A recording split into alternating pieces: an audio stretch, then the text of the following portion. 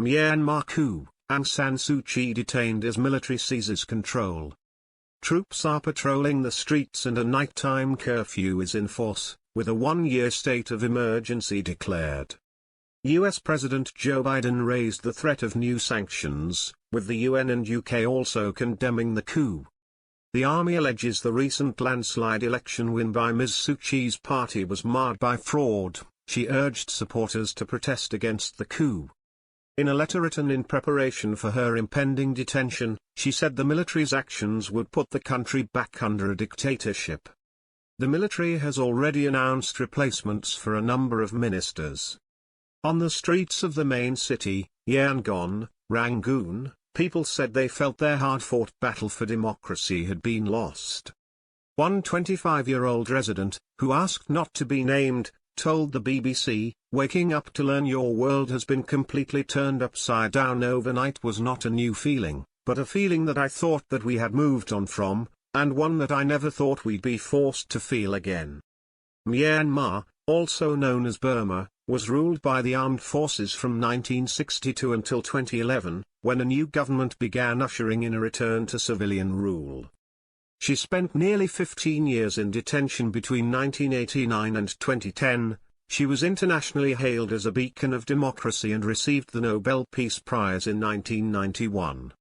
But her international reputation suffered severely following an army crackdown on the mostly Muslim Rohingya minority. Former supporters accused her of refusing to condemn the military or acknowledge accounts of atrocities.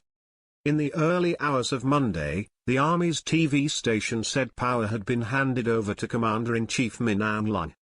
Ms. Suu Kyi, President Win Myint and other leaders of the National League for Democracy, NLD, were arrested in a series of raids. It is not clear where they are being held. No major violence has been reported. Soldiers blocked roads in the capital, Naypyidaw, and the main city, Yangon. International and domestic TV channels, including the state broadcaster, went off-air. Internet and phone services were disrupted. Banks said they had been forced to close. Later, the military announced that 24 ministers and deputies had been removed, and 11 replacements had been named, including in finance, health, the interior and foreign affairs. A curfew is now reportedly in effect from 2000 hours local time to 6 o'clock, 13:30 to 23:30 GMT. The military takeover follows weeks of tensions between the armed forces and the government following parliamentary elections lost by the army-backed opposition. The opposition had demanded a rerun of the election, raising allegations of widespread fraud that were not backed by the Electoral Commission. So it is official, the armed forces in Myanmar have confirmed that they have carried out a coup d'état, their first against a civilian government since 1962, and in apparent violation of the constitution which the military promised to honor as recently as last Saturday. The grievances which have been driving tension between the military and the government are well enough known. The military-backed party, the USDP, performed poorly in last November's general election, whereas the NLD did even better than in 2015. The timing of this coup is also easily explained. This week the first session of Parliament since the election was due to start, which would have enshrined the election result by approving the next government. That will no longer happen. But the military's longer game plan is hard to fathom. What do they plan to do in the year they have given themselves to run the country? There will be public anger over a coup so soon after an election in which 70% of voters defied the COVID-19 pandemic to vote so overwhelmingly for Aung San Suu Kyi. Famously stubborn, she is unlikely to cooperate with a gun held to her head. Her ally, President Win Myint, is the only person authorized under the constitution to enact a state of emergency. He has been detained with her. For the moment the military's action appears reckless, and puts Myanmar on a perilous path. Michael Gallison, a partner of a U.S. law firm who lives in Yangon, told the BBC he had expected military vehicles and protests in the city, but there was instead an eerie calm. The most common reaction from my Burmese friends has been anger. They feel deeply betrayed by the military and the USDP. This was reflected in other comments from the streets, although there have been some supporters of the army out waving flags in Yangon. Thi In Eu, a development consultant, told Reuters, "We had a lawful election, people voted for the one they preferred, we have no protection under the law now."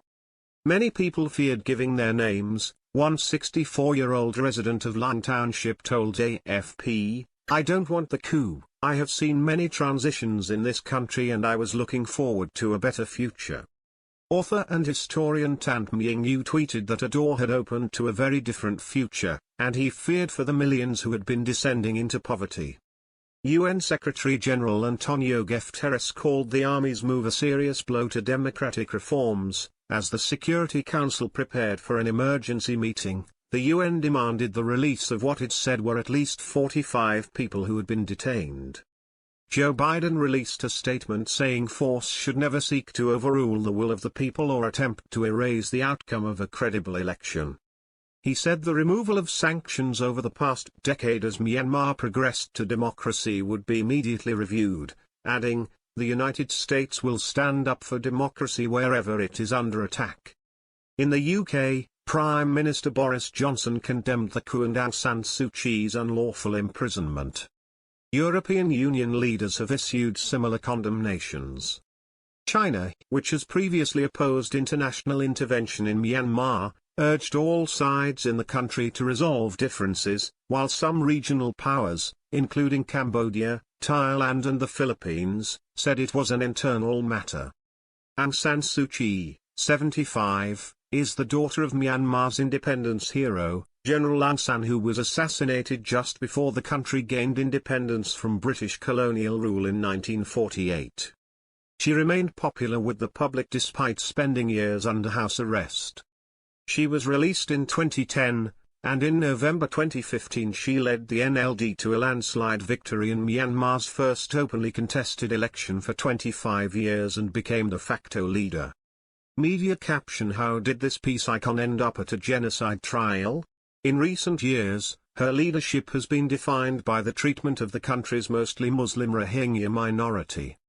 In 2017 hundreds of thousands of Rohingya fled to neighboring Bangladesh due to an army crackdown sparked by deadly attacks on police stations in Rakhine State. Ms. Suu Kyi's defense of the military over the widely condemned